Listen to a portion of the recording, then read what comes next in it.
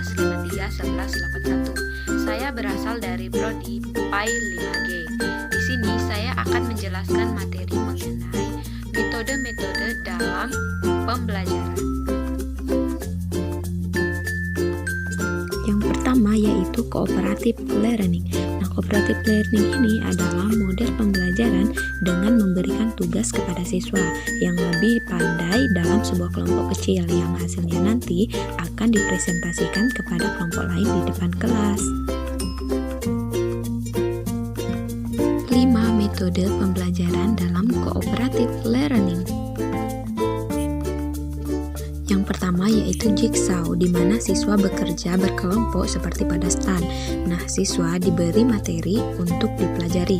Masing-masing anggota kelompok secara acak ditugaskan untuk menjadi ahli pada suatu aspek dari materi tertentu. Number heads together. Nah, pada model pembelajaran kooperatif tipe HNT, siswa diminta untuk menomori diri mereka masing-masing dalam kelompoknya, mulai dari 1 hingga 4. Nah, ajukan sebuah pertanyaan dan diberi batasan waktu tertentu untuk siswa lain menjawab. Kemudian, stand. Nah, dengan metode ini siswa dikelompokkan ke dalam tim. Kemudian seluruh kelas diberi presentasi materi pembelajaran. Siswa kemudian diberi tes dan nilai-nilai individu digabung menjadi nilai tim. Kemudian ada TAI.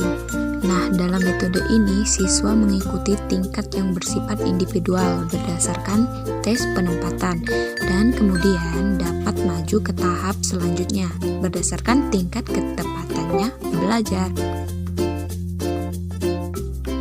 Selanjutnya ada TPS. Nah, TPS ini merupakan suatu model pembelajaran yang mewajibkan para siswanya untuk memajukan soal sendiri melalui belajar soal atau berlatih soal secara mandiri atau wulandari. Selanjutnya ada model pembelajaran active learning.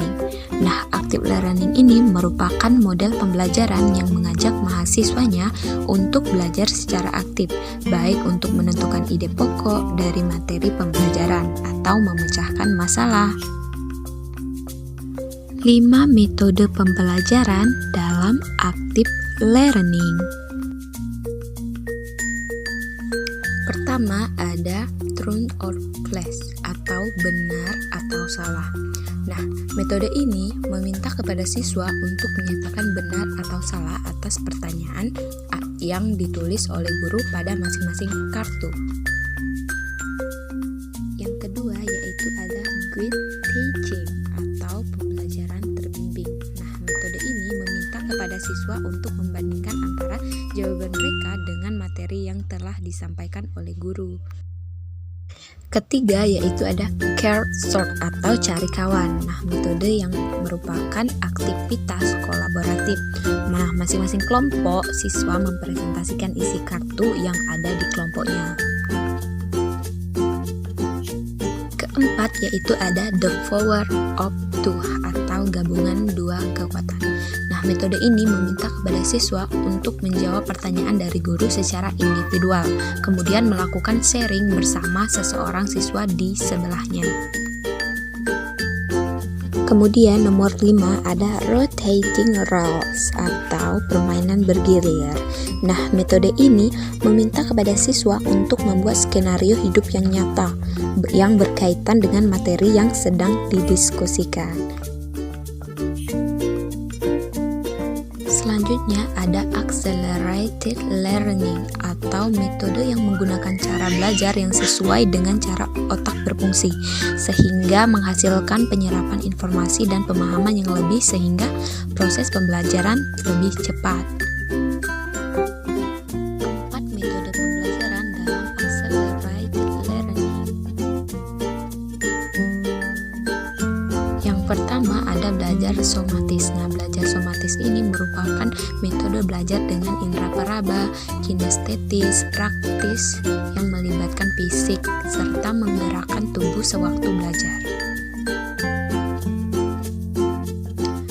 kedua yaitu ada belajar auditory. Nah, auditory ini merupakan metode belajar dengan berbicara dan mendengar. Carilah cara untuk mengajak mereka untuk berbicara apa yang sedang mereka pelajari. Ketiga yaitu ada belajar visual. Nah, belajar visual ini merupakan metode belajar dengan mengamati dan menggambarkan. Nah, bahasa dalam metode ini adalah bahasa yang penuh dengan gambar, bahasa tubuh yang dramatis, cerita yang hidup, peripheral ruangan, dekorasi yang berwarna-warni, dan lain sebagainya. Nomor 4, dalam metode pembelajaran accelerated learning itu ada belajar intelektual.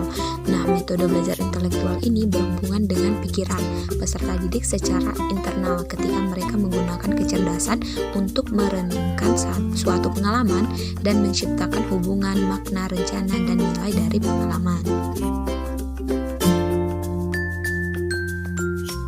Metode pembelajaran quantum learning.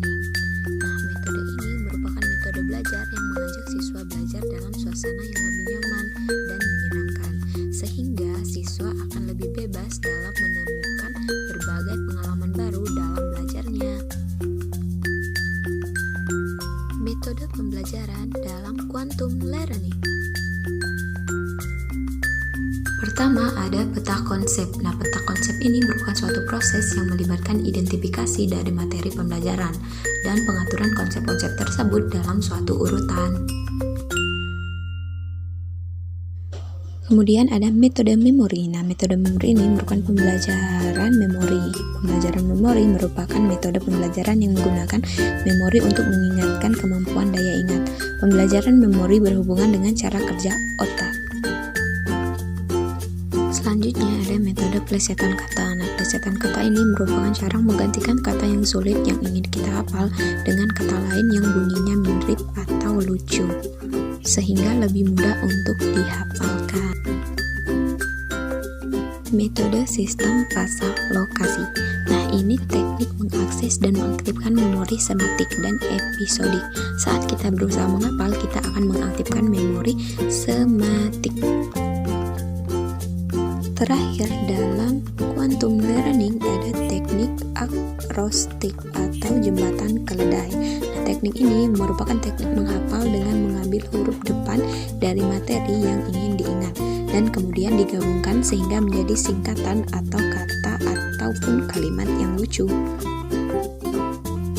Pengembangan metode-metode konvensional dan modern serta implementasinya dalam pembelajaran PAI.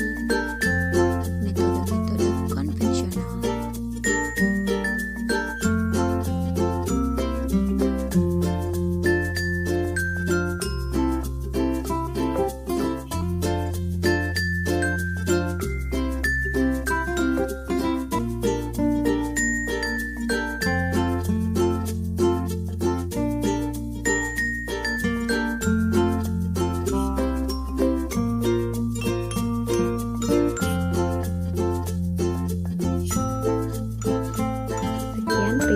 Wassalamualaikum warahmatullahi wabarakatuh.